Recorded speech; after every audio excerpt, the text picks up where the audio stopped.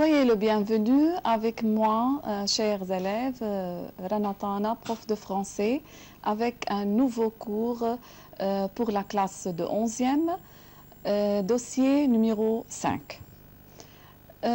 Regardez la couverture du dossier. Le titre de ce dossier, c'est l'environnement. Avant de commencer, je voudrais poser une question. La question, c'est que veut dire, que signifie l'environnement? L'environnement, c'est tout ce qui nous entoure, les éléments, tous les éléments qui entourent l'homme, c'est-à-dire tout ce qui se trouve comme élément de la nature. Par exemple, comme quoi?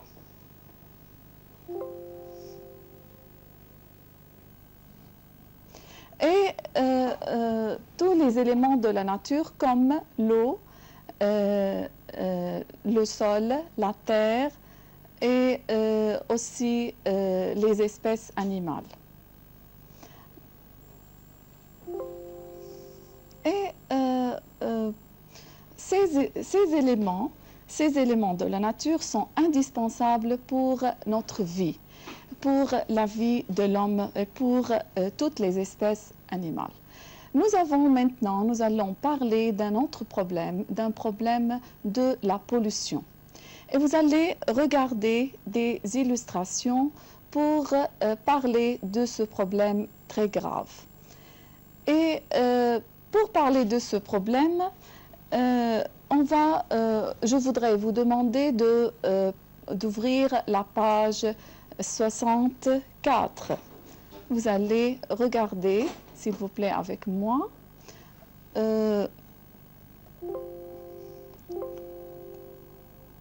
Regardez que signifie l'environnement.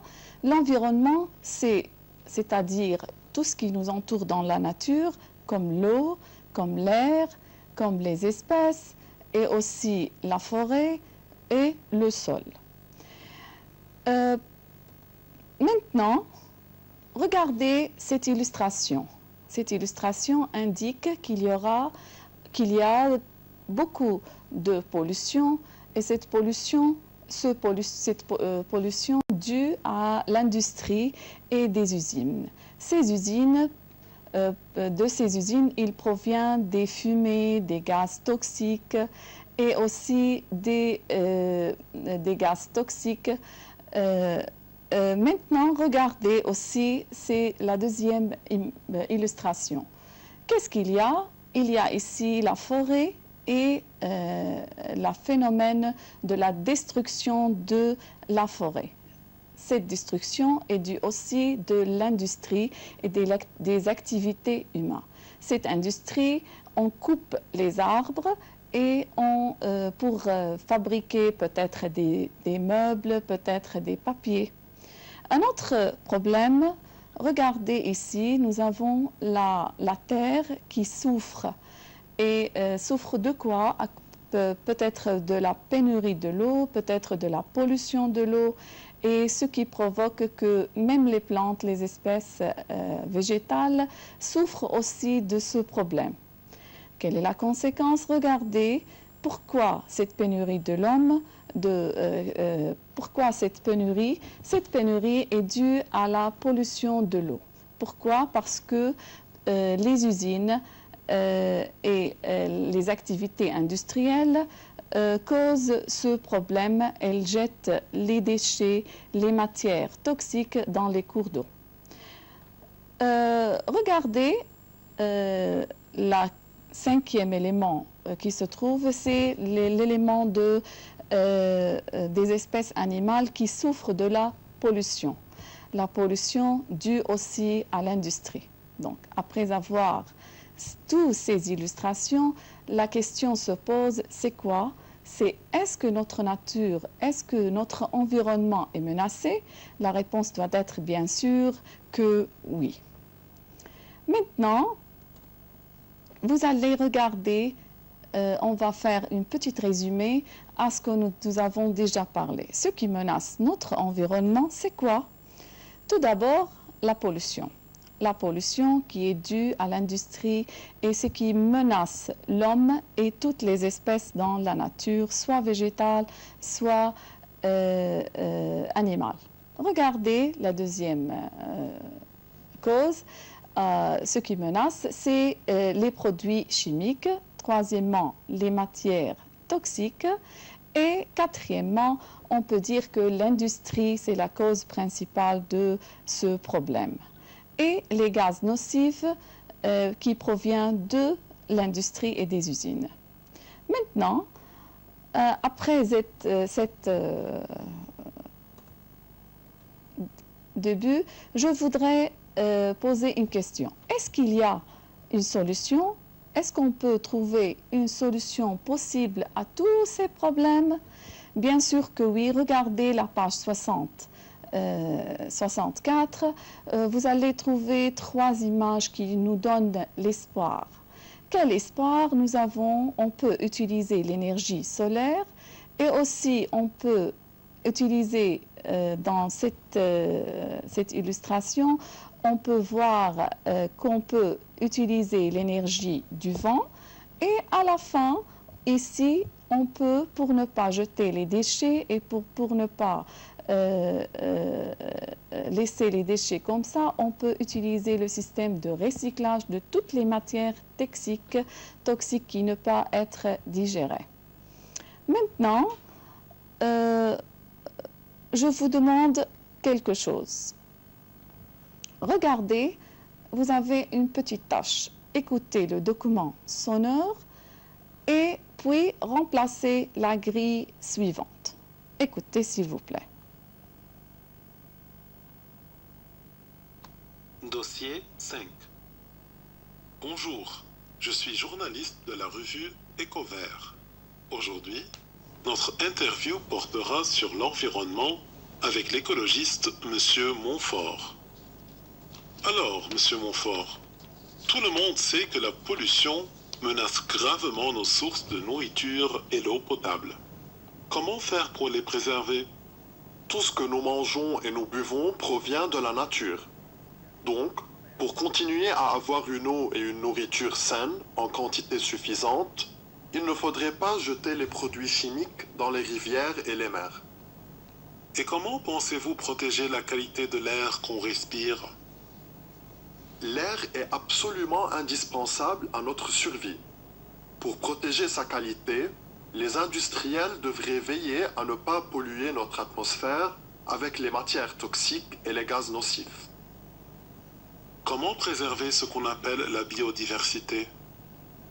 Il est sûr que la variété de toutes les espèces animales et végétales est très importante. C'est pourquoi nous devons lutter sans cesse contre la destruction des espèces naturelles et renforcer les efforts pour protéger les espèces en danger afin que la survie de l'homme continue sur Terre. Quels conseils donneriez-vous à chacun pour contribuer à la protection de l'environnement? Il faudrait prendre conscience et informer les gens sur leurs responsabilités envers l'environnement. Car de petits gestes quotidiens simples contribuent à la préservation de l'environnement, comme économiser la consommation de l'eau, trier les déchets, etc. Grand merci, M. Montfort. Alors, après avoir écouté cet enregistrement, je vous ai demandé de remplir cette grille. Quelle est la nature de ce document?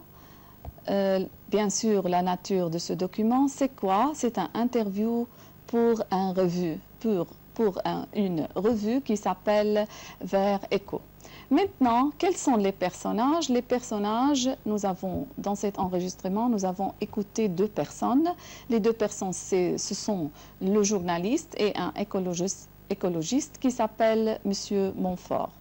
Et quel est le thème principal de cet enregistrement? La pollution et la protection de l'environnement. Maintenant, on va passer à une autre chose. On va faire une deuxième écoute, mais avant d'écouter, on ne va pas écouter tout l'enregistrement, on va écouter une séquence. Mais avant d'écouter, vous allez lire ces deux premières questions. La première question, quel est le problème, quel est le premier problème que le journaliste a posé? Et la deuxième question sera, quelle est la solution proposée? Maintenant, vous allez écouter bien et après, vous allez essayer de répondre à ces deux questions. Écoute.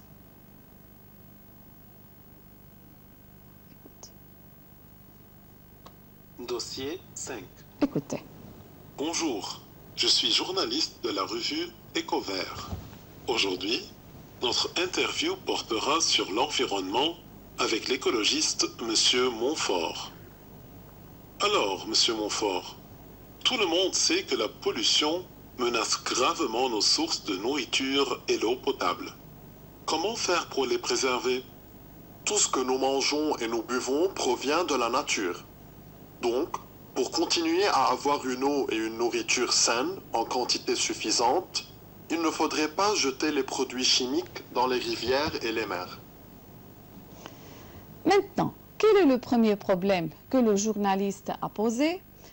La pollution qui menace le problème, il parle de la pollution qui menace gravement les sources de la nature et de notre nourriture, de l'eau et de l'eau potable.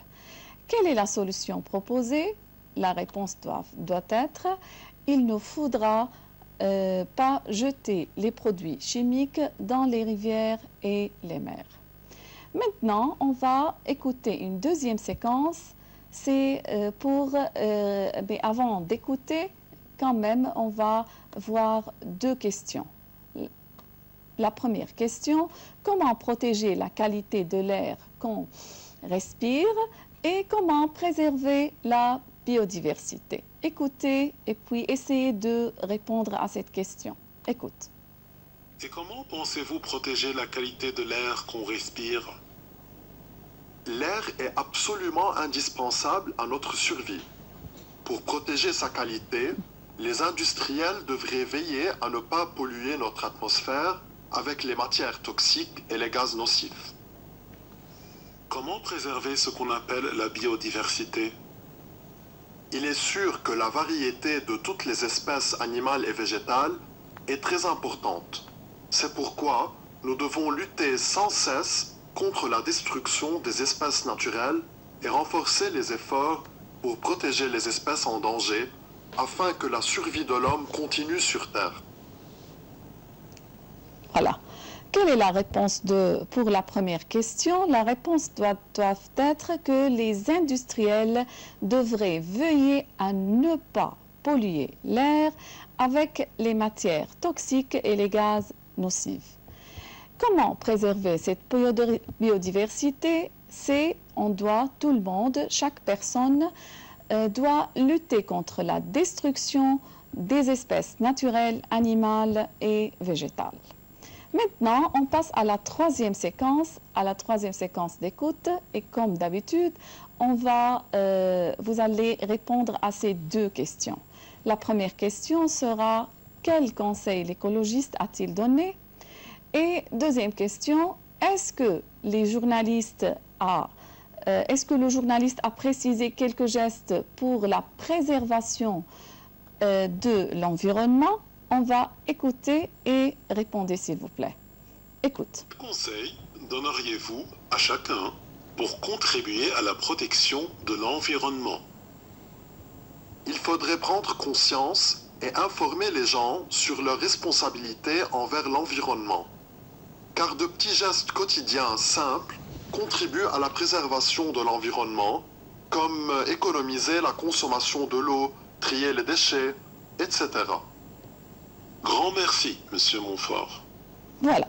Quel est le conseil qu'il a donné cet écologiste à chacun de nous pour contribuer? Qu'est-ce que ça veut dire contribuer? C'est-à-dire participer à la protection de l'environnement. C'est-à-dire c'est notre devoir. C'est notre devoir de la protection de notre environnement. La deuxième question, la réponse sera il faudra aussi prendre conscience et informer les gens sur la leur responsabilité envers l'environnement. Que veut dire responsabilité et que veut dire conscience? Être conscience, c'est-à-dire être sensible, avoir cette conscience dans la tête pour et prendre la responsabilité pour la protection de l'environnement. Regardez maintenant la deuxième question. Est-ce que le journaliste a donné quelques gestes quotidiens, quelques gestes pratiques pour être conscient, pour contribuer à cette préservation? Bien sûr que oui.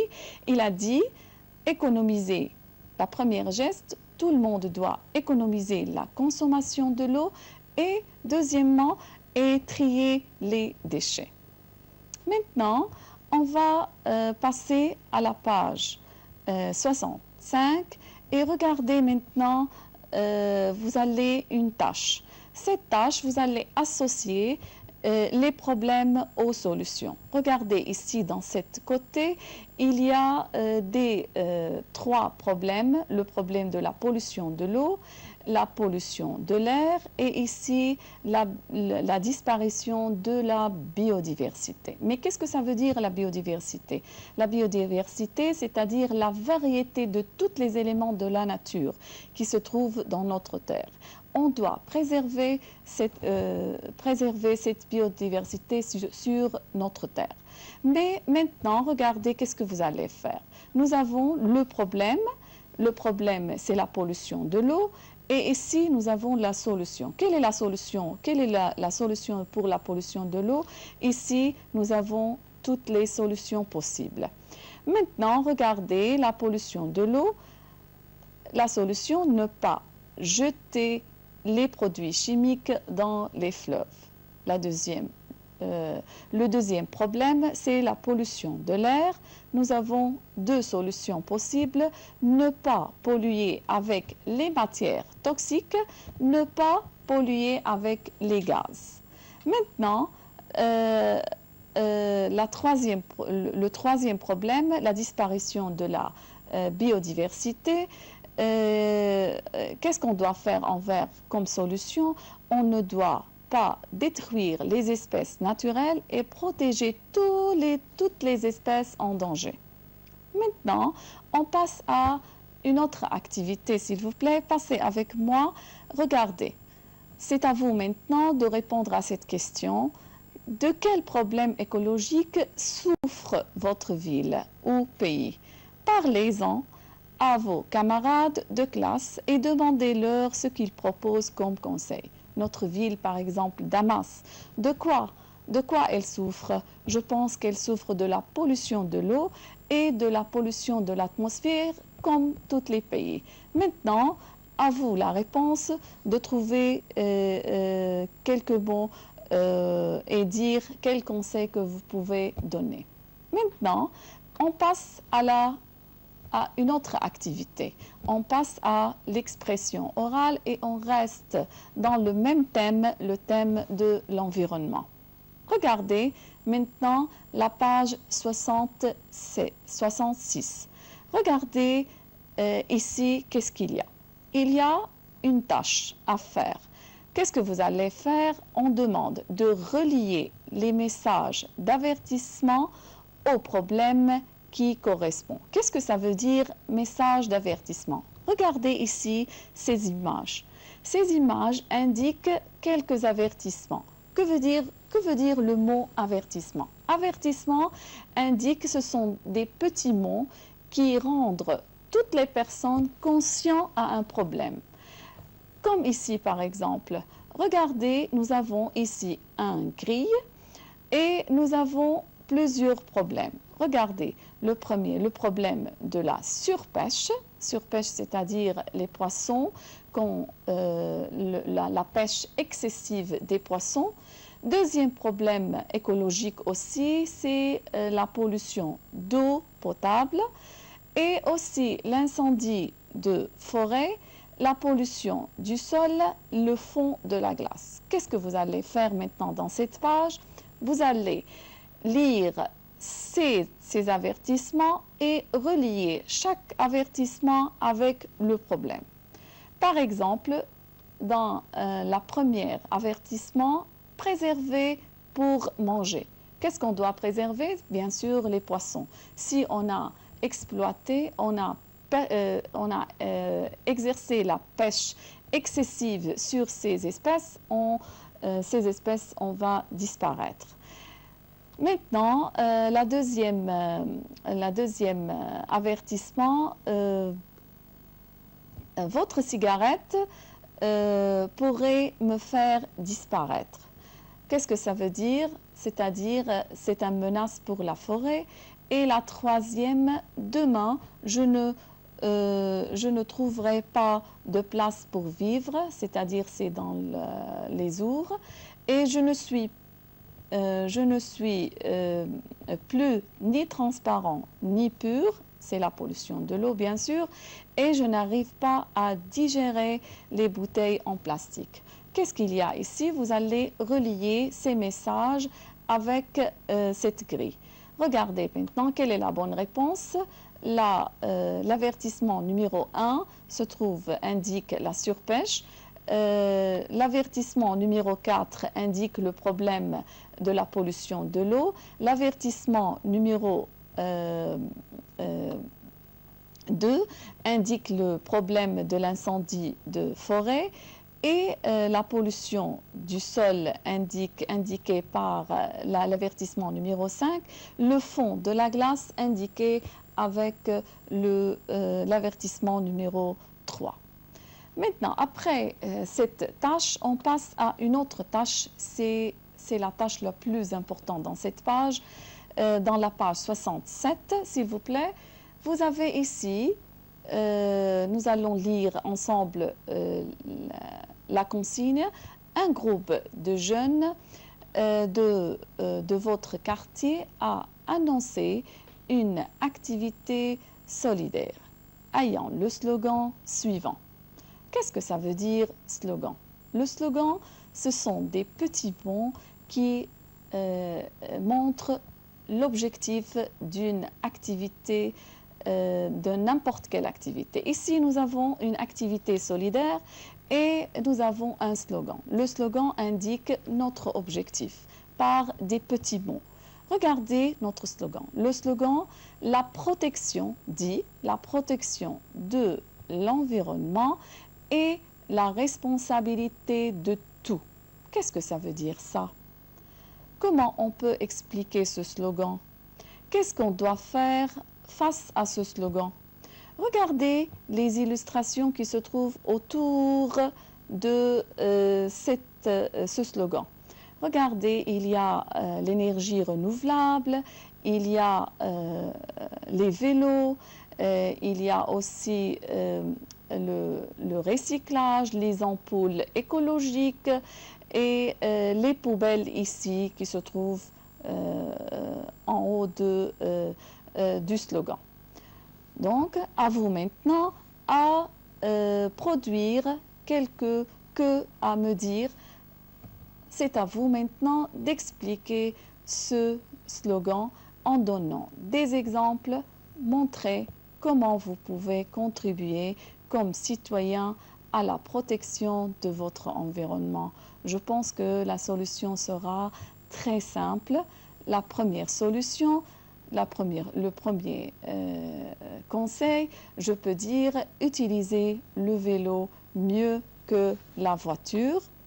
Deuxièmement, utiliser l'énergie alternative comme le vent et le soleil. Troisièmement, utiliser les ampoules écologiques. Quatrièmement, économiser l'électricité et l'eau potable. Maintenant, à la fin, avant la dernière phrase, trier les déchets pour le recyclage et à la fin, on a une dernière solution, c'est préserver les éléments de la nature comme la forêt, l'eau et l'air. Chers étudiants, je pense que maintenant nous sommes arrivés à la fin de notre cours. Soyez le bienvenu avec moi. Merci et au revoir.